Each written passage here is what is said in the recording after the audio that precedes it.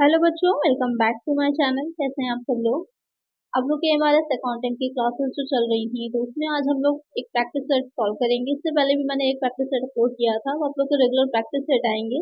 इससे जो भी आपने तैयारी करी है, जो सब्जेक्ट से रिलेटेड आपको आना है, वो उसकी रिविजन हो जाएगा अच्छे से। तो आज की वीडियो में ऐसे ही कुछ इंपॉर्टेंट क्वेश्चन रहेंगे। तो आइए वीडियो को शुरू करते हैं। वीडियो शुरू करने से पहले जिन बच्चों ने सब्सक्राइब नहीं किया, सब्सक्राइब कर दीजिएगा। वीडियो अच्छी लगेगी लाइक कर दीजिएगा, कोई क्वेश्चन हो कमेंट करिएगा और फ्रेंड्स साथ वीडियो को शेयर कर दीजिएगा। आइए फर्स्ट क्वेश्चन लेते हैं। एज पर section 288B of the Income Tax Act, the total tax computed shall be rounded off to the nearest dash। आयकर अधिनियम की धारा 288B के अनुसार गणना किए गए कुल कर को निकटतम डैश तक गुणांकित किया जाएगा। ₹100 no rounding off tax is done, ₹10 ₹1। तो यहाँ पर क्वेश्चन में कह रहा है कि एक चीज देखिए, यहाँ पर क्लियर हो जाएगी आपकी कि इसने खुद ही बता रखा है कि कौन सी सेक्शन में आएगा। तो 288B सेक्शन में आ रहा है और यहाँ पर पूछ रहा है कि कितने निकटतम कहाँ तक उसको राउंड ऑफ किया जाता है। 100 रुपीज तक करते हैं, 10 रुपीज तक करते हैं कि जैसे जब आपका निकल करके जो टैक्स हम टोटल निकालते हैं अमाउंट पर, टोटल इनकम निकाली हमने, उसके बाद हमने उसमें उस पर टैक्स लगाया। सपोज कर लीजिए जो टैक्स आया आपका 12,987 रुपए आ गया।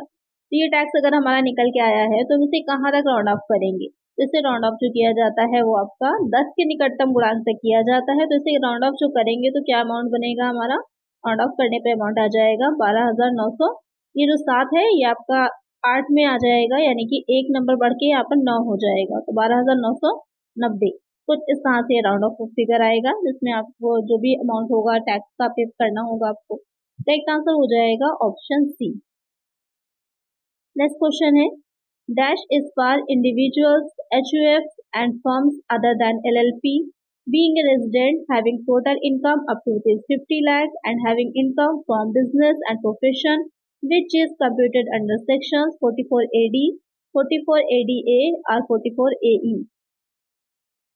यहाँ पर आपको ये क्वेश्चन में डैश व्यक्तियों, HUF जो हिंदू अनडिवाइडेड फैमिली होती है उसको शॉर्ट में HUF बोलते हैं, और फर्मों के अलावा जो LLP के अलावा यहाँ पर जो उन्होंने योजना है, LLP के अंतर्गत एक सेक्शन है जो फर्म के लिए होता है, के लिए है जिनकी कुल आय 50 लाख रुपए तक है और व्यवसाय और पेशे से आय है, जिसकी गणना धारा 44AD, 44ADA, 44AE के तहत जारी की जाती है।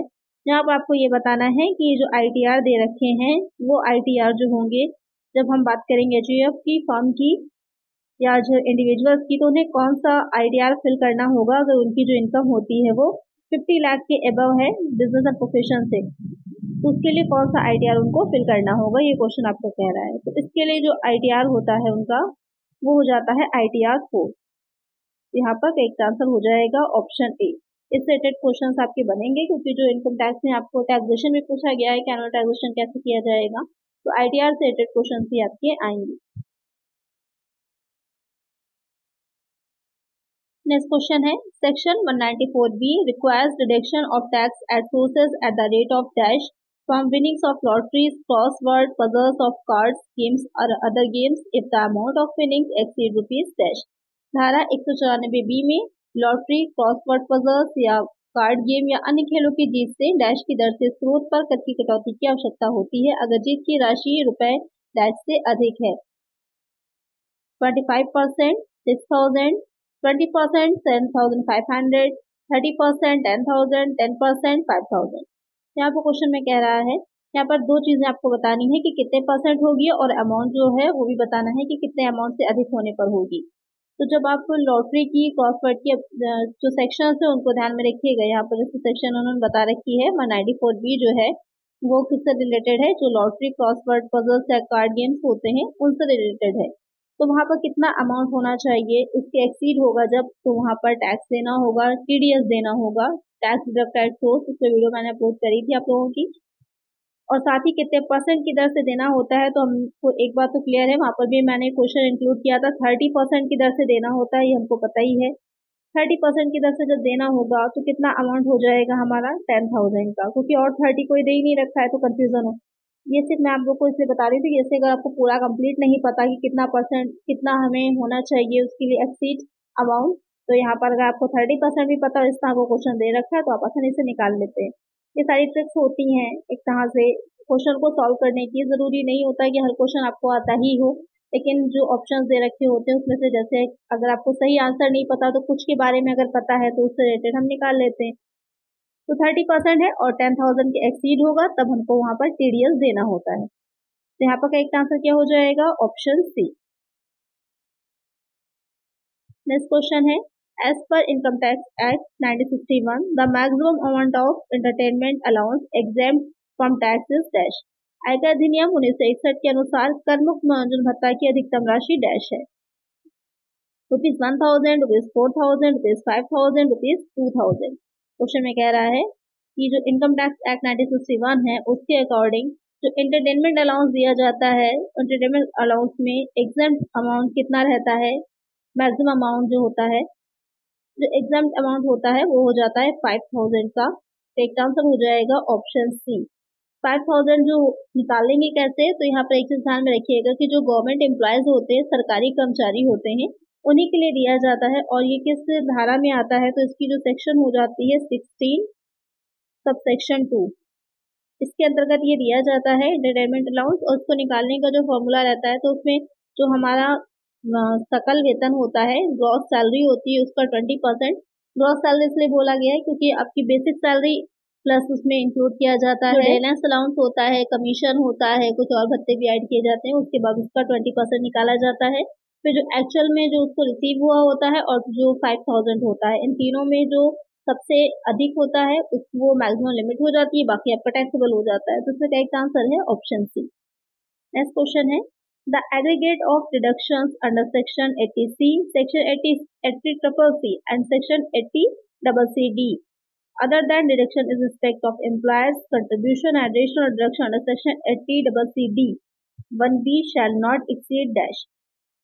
धारा 80C, धारा 80CC और धारा 80CCD नियोक्ता के योगदान के संबंध में कटौती धारा 80CCD IB 1B के तहत अतिरिक्त कटौती के अलावा के तहत कटौती का कुल योग डैश से अधिक नहीं होगा। सिर्फ क्वेश्चन कंफ्यूज करने के लिए इतना लंबा चौड़ा दे रखा है। जो आपकी सेक्शन 80C होती है, 80CCC होती है और 80CCD होती है, इन तीनों को मिलाकर जो टोटल अमाउंट में एग्जेम्पशन दिया जाता है वो दिया जाता है 1,50,000 का, 1,50,000 तक दिया जाता है, उससे ऊपर नहीं दिया जाता है। तो यहाँ पर सीधे सीधे करेक्ट आंसर हो जाएगा ऑप्शन बी। कभी कभी क्वेश्चन की लैंग्वेज बहुत डिफिकल्ट होती है, आंसर उतना ही सिंपल होता है, बस थोड़ा सा ध्यान दिया करिए। तो एक आंसर है ऑप्शन बी।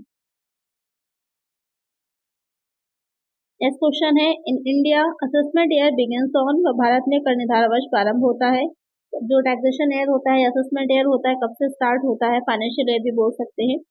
1 जनवरी, 1 अक्टूबर, 1 अगस्त, 1 अप्रैल। तो कब से स्टार्ट होता है? 1 अप्रैल से स्टार्ट होता है, 1 अप्रैल से स्टार्ट होता है। कब तक चलता है? 31 मार्च तक चलता है, होता वही 12 मंथ का ही है। तो एक आंसर हो जाएगा option B. Next question is, which section of the income tax act deals with rebate. आयकर अधिनियम की कौन सी धारा छूट से संबंधित है? क्योंकि जब टैक्स लगाया जा रहा होता है तो वहां पर बहुत सी जो होती हैं रिबेट भी दी जाती हैं। तो किस सेक्शन के अंतर्गत वो रिबेट्स को दिया जाता है? यहाँ पर क्वेश्चन ये कह रहा है वो दिया जाता है जो 87A होती है सेक्शन, उसके अंतर्गत रिबेट दी जाती है। तो एक आंसर हो जाएगा ऑप्शन डी। नेक्स्ट क्वेश्चन है, deduction for repayment of loan taken for higher education is available under dash of the income tax act 1961। उच्च शिक्षा के लिए गए ऋण के पुनर्भुगतान के लिए कटौती आयकर अधिनियम 1961 के डैश के तहत उपलब्ध है। Section 80H, section 80E, section 80D, section 80C। तो यहाँ पर क्वेश्चन में कह रहा है कि जो हायर एजुकेशन के लिए लोन लिया जाता है तो वहां पर उसका जो ऋण का हम पुनर्भुगतान करते हैं, उसको रीपेमेंट करते हैं, तो उसके लिए जो कटौती दी जाती है, डिडक्शन कौन सी सेक्शन के अंतर्गत दी जाती है? तो सेक्शन हो जाती है 80E। तो एक आंसर हो जाएगा ऑप्शन बी। जो भी हायर एजुकेशन के लिए लोन लिए जाते हैं उसको रीपेमेंट जो करते हैं तो उसकी जो छूट या कटौती दी जाती है वो 80B के अंतर्गत दी जाती है। नेक्स्ट क्वेश्चन है, in which of these provident funds deduction is not allowed under section 80C in respect of contribution of employees every year। इनमें से किस भविष्य निधि में प्रत्येक वर्ष कर्मचारियों के योगदान के संबंध में धारा 80C के अंतर्गत कटौती की अनुमति नहीं है? रिकॉग्नाइज्ड प्रोविडेंट फंड, मान्यता प्राप्त भविष्य निधि, जनरल प्रोविडेंट फंड, सामान्य भविष्य निधि, स्टेटरी प्रोविडेंट फंड, वैधानिक भविष्य निधि, अनरिकॉग्नाइज्ड प्रोविडेंट फंड, मान्यता रहित भविष्य निधि। क्वेश्चन में कह रहा है कि जो प्रोविडेंट फंड होता है उसमें जो हम इन्वेस्ट कर रहे होते हैं या उसमें जो भी है चीज ट्रांसफर किया जाता है अमाउंट जो एम्प्लॉयज होते हैं उनके लिए, तो वहाँ पर जो कर्मचारी होते हैं एटीसी के अंतर्गत उन्हें कटौती नहीं मिलेगी अगर उस तरह के वो प्रोविडेंट फंड, क्योंकि प्रोविडेंट फंड कई तरह का होता है आपका, कि अगर उसमें ट्रांसफर करेंगे तो वो कौन सा होगा। जैसे ऑप्शन में आपके दे रखा है recognise provident fund, general provident fund, statutory provident fund और अनरिकॉग्नाइज प्रोविडेंट फंड। 4 तरह के ऑप्शन दे रखे हैं, तो कौन सा हो जाएगा जो आपका अनरिकॉग्नाइज प्रोविडेंट फंड होता है, मान्यता रहित भविष्य निधि, अगर उसमें वो अमाउंट ट्रांसफर कर रहे हैं तो उसको धारा 80C के अंतर्गत कटौती नहीं मिलेगी। तो करेक्ट आंसर हो जाएगा ऑप्शन डी। एक क्वेश्चन का आंसर देखिए और निकल रहा है यहाँ पर कि उसकी कटौती किसके धारा के अंतर्गत किस सेक्शन में जाती है, तो 80C में जाती है, यानी कि जो भी प्रोविडेंट फंड में हस्तांतरित किया जाएगा कर्मचारी द्वारा उसकी कटौती मिलेगी 80C में। नेक्स्ट क्वेश्चन है payment of tuition fee to any university, college, school और other education institution with in India for full time education for dash is eligible to qualify for deduction under section 80C। धारा 80C के अंतर्गत भारत में किसी विश्वविद्यालय, college, school या अन्य शिक्षा संस्थान में पूर्ण समय शिक्षा प्राप्त कर रहे हों ट्यूशन शुल्क के भुगतान में करदाता कटौती प्राप्त करने के लिए अधिकृत होगा। Maximum 1 child, maximum 2 children, maximum 4 children, maximum 3 children.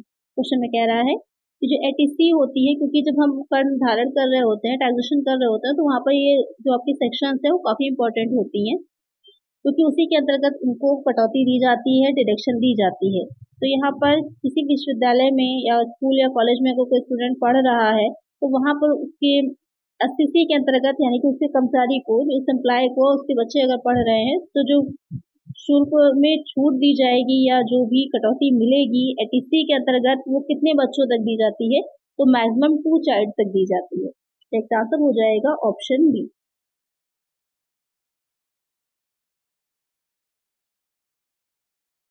Next question है as per income tax act 1961 salary is taxable on. आयकर अधिनियम 1961 के अनुसार वेतन पर कर लगता है। नॉट टैक्सेबल एट ऑल, बिल्कुल भी कर योग नहीं। ड्यू बेसिस दे आधार पर, रिसीव्ड बेसिस प्राप्ति आधार पर, ड्यू और received basis which ever is earlier, दे या प्राप्ति आधार जो भी पहले हो। तो क्वेश्चन में कह रहा है कि जो 1961 है इनकम टैक्स एक्ट, उसमें जो सैलरी होती है, इनकम मिल रही होती है, वो टैक्सेबल जो होगी वो किस बेसिस पर टैक्सेबल होती है, तो वो टैक्सेबल हो जाती है कि ड्यू आर रिसीव्ड बेसिस पर विच एवर इज अर्लियर, यानी कि दे या फिर प्राप्ति आधार जो भी पहले होता है उसके बेसिस पर जो होती है वो उसको टैक्सेबल किया जाता है। तो करेक्ट आंसर हो जाएगा ऑप्शन डी। नेक्स्ट क्वेश्चन है if any auditor does not comply with the provision of selection 143 subsection 12 he is punishable with fine of not less than ₹1 lakh but extended to. यदि कोई अंकेक्षक धारा 143 उपधारा 12 के प्रावधानों का पालन नहीं करता है तो उस पर लगाया जाने वाला आर्थिक दंड 1 लाख रुपए से कम नहीं, लेकिन इसे डैश तक बढ़ाया जा सकता है। यानी कि मिनिमम बता दिया है 1 लाख, आपको मैक्सिमम बताना है 20 लाख, 25 लाख, 15 लाख, 10 लाख। यानी कि जो अंकेक्षक है, जो ऑडिटर होता है, अगर वो इस सेक्शन के प्रावधानों का पालन नहीं करता है तो वहाँ पर जो उसे फाइन देना पड़ेगा, फाइन के पनिशेबल होता है, वो किस अमाउंट तक, मैक्सिमम अमाउंट तक होता है, वो हो जाएगा 25 लाख तक, 25 लाख तक। तो एक आंसर हो जाएगा ऑप्शन बी। मिनिमम तो उन्होंने बताई दी 1 लाख, मैक्सिमम हो जाएगी 25 लाख।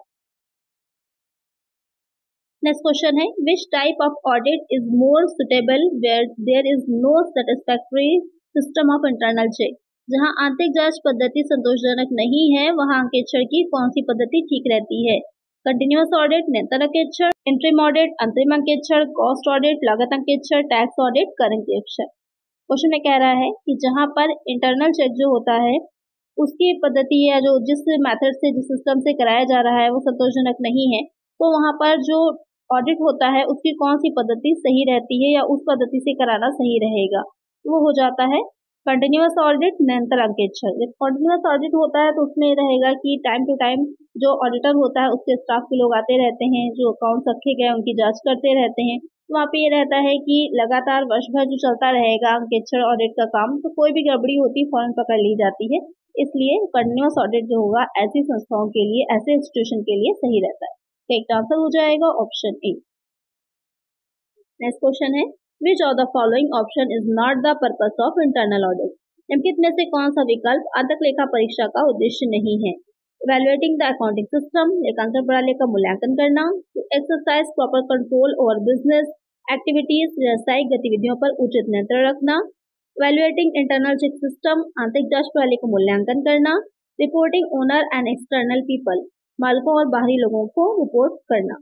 क्वेश्चन में कह रहा है कि इसमें से कौन जो है वो इंटरनल जो ऑडिट होता है, आंतरिक जांच जो होती है, उसका एक ऑप्शन नहीं है या उसका एक पर्पस नहीं है, उसका एक उद्देश्य नहीं है। तो क्या नहीं होगा उसका एक उद्देश्य, आइए देखते हैं। लेखांकन प्रणाली का मूल्यांकन करना करेक्ट है। व्यवसायिक गतिविधियों पर उचित नियंत्रण रखना, ये भी करेक्ट हो जाएगा। आर्थिक जांच प्रणाली का मूल्यांकन करना, ये भी करेक्ट होता है। लेकिन reporting owner and external people, तो ये जो होता है आंतरिक जांच जो प्रणाली होती है या फिर आंतरिक लेखा परीक्षा जो अपनाया जाता है, इंटरनल ऑडिट, वो इसलिए अपनाया जाता है कि जो भी अकाउंटिंग रखी जा रही है, जो भी अकाउंट बनाया जा रहा है, किसी तरह का फ्रॉड न होने पाए, एक्यूरेसी रहे, सही टाइम पर ऑडिटिंग का काम भी पूरा हो जाए। क्योंकि अगर इंटरनल ऑडिट होता है तो जो फाइनल ऑडिट कराएंगे तो वहाँ पर बहुत ईजी रहता है। लेकिन उसका काम जो उसका उद्देश्य जो होता है वो एक्सटर्नल पीपल को किसी भी तरह की रिपोर्ट देना नहीं होता है। तो एक आंसर हो जाएगा हमारा ऑप्शन डी। नेक्स्ट क्वेश्चन है, then is evidential matter generally considered sufficient. कब साक्षी बातों को सामान्य रूप से पर्याप्त माना जाता है? When it constitutes entire population, जब यह संपूर्ण आबादी को संगठित करता है। When it is enough to provide a basis for giving reasonable regarding truthfulness, जब यह सच्चाई के बारे में उचित आश्वासन का आधार प्रदान करने के लिए पर्याप्त होता है। When it is objective and relevant, जब यह निष्पक्ष और प्रासंगिक होता है। When auditor collects and evaluates its dependently, जब लेखा परीक्षक स्वतंत्र रूप से इसे एकत्र और विश्लेषित करता है। तो यहाँ पर क्वेश्चन में कह रहा है कि जो एविडेंट होते हैं, जो भी अपने अकाउंट्स बनाए होते हैं, जो भी आपने ट्रांजैक्शंस किए होते हैं, उसकी एंट्रीज की होती है, उन सबके एविडेंट होते हैं। क्योंकि जो वाउचर्स होते हैं उन्हीं से ही तो जो ऑडिटर होता है वो चेक करता है, प्रमाणित करता है, वाचिंग का काम करता है और ये देखता है कि जो एंट्रीज रखी गई हैं, अकाउंट्स बताए गए हैं, जो एसेट दिखाई जा रही है वो एक्चुअल में है या नहीं है। तो यहाँ पर जो कब इन साक्ष्यों को सही माना जाता है, इन एविडेंट को माना जाता है, जब ये when it is enough to provide a basis for giving reasonable regarding truthfulness, जब ये जो होते हैं वो पूरी तरह से सच्चाई को दिखा रहे होते हैं, या जो मैच करने के बाद, वाचिंग का काम करने के बाद लगता है ऑडिटर को कि हाँ ये पूरी तरह से सही है, वो आश्वस्त हो जाता है, तब जो है वो उसको सही मानता है, साक्ष्य जो होते हैं एविडेंट को ट्रूथफुल मानता है। एक आंसर होगा यहाँ पर हमारा ऑप्शन बी। नेक्स्ट क्वेश्चन है, in India balance sheet audit is synonymous to, भारत में आर्थिक चिट्ठा अंकेक्षण पर्यायवाची है। Annual audit, continuous audit, detail audit, statutory audit. Question में कह रहा है कि भारत में जो आर्थिक चिट्ठे का अंकेक्षण होता है वो किसका पर्यायवाची होगा या किसके जैसा होता है। क्वेश्चन इस तरह से समझ लीजिए, किसके जैसा होता है, वो एनुअल ऑडिट के जैसा होता है। क्यों? क्योंकि जो बैलेंस शीट होती है वो तो फाइनल अकाउंट्स में आती है ना। फाइनल अकाउंट्स हम तब तैयार करते हैं जब वर्ष के आखिर में जो हम सारा बुक कीपिंग का काम कर लेते हैं, अपना जितना भी हमारा अकाउंटिंग का काम होता है वो हो जाता है, तो उसमें लास्ट में हम फाइनल अकाउंट्स की तरफ चलते हैं। इसमें हम बनाते हैं पीएनएल अकाउंट बनाते हैं, ट्रेडिंग बनाते हैं और बैलेंस शीट बनाते हैं। तो बैलेंस शीट कब बनाई जाएगी? जब सारा लेखांकन का काम पूरा हो जाएगा तभी तो बनाई जाएगी। तो लेखांकन वर्ष के बिल्कुल लास्ट में बनाई जाती है, एंड में बनाई जाती है, इसीलिए उसे वार्षिक अंकेक्षण भी कहा जाता है। तो करेक्ट आंसर क्या हो जाएगा हमारा? Option A. नेक्स्ट क्वेश्चन है, what is the prime objective of an audit in view of section 129(1) of companies act 2013। Company अधिनियम 2013 की धारा 132(1) के अनुसार लेखा परीक्षा का मुख्य उद्देश्य क्या है? To ascertain that the financial statements show true and fair view of its financial position and earning, यह सुनिश्चित करने के लिए कि वित्तीय विवरण इसकी वित्तीय स्थिति और आय के बारे में सही और निष्पक्ष दृश्य दिखाते हैं। To complete the audit at the earliest, अंकेक्षण को जल्दी से जल्द पूरा करने के लिए। To sign the financial statement, वित्तीय विवरण पर हस्ताक्षर करने के लिए। To only check few things without going into details even if there is a suspicion, संदेह होने पर भी विवरण में जाए बिना केवल कुछ चीजों की जांच करना। तो क्वेश्चन में कह रहा है कि जो कंपनीज एक्ट 2013 था उसमें जो सेक्शन 129 है उसमें जो कंपनी के जो भी ऑडिट किया जा रहा है उसके ऑब्जेक्टिव जो होते हैं, तो उसका मेन ऑब्जेक्टिव क्या रहता है, ये क्वेश्चन आपका पूछ रहा है। तो मेन ऑब्जेक्टिव क्या रहता है उसका? मेन ऑब्जेक्टिव रहता है कि ये सुनिश्चित करना, ये असरटेन करना कि जो फाइनेंशियल स्टेटमेंट बनाए गए हैं पूरी तरह से सही है या नहीं है, सही फाइनेंशियल स्टेटस को दिखा रहे हो और जो भी इनकम हो रही है उसको भी पूरी तरह से सही दिखा रहे हो। तो ये मेन हो जाता है ऑब्जेक्टिव ऑडिट का। तो एक आंसर हो जाएगा हमारा ऑप्शन ए। तो आज की वीडियो में इतना ही। आई होप आपको वीडियो अच्छी लगी होगी, क्वेश्चंस अच्छे लगे होंगे। इसमें आगे और भी प्रैक्टिस सेट्स आएंगे। अगर वीडियो अच्छी लगी है लाइक कर दीजिएगा, चैनल पर नए सब्सक्राइब कर दीजिएगा और फ्रेंड्स को वीडियो को शेयर कर दीजिएगा। मिलते हैं नेक्स्ट वीडियो में। Thank you.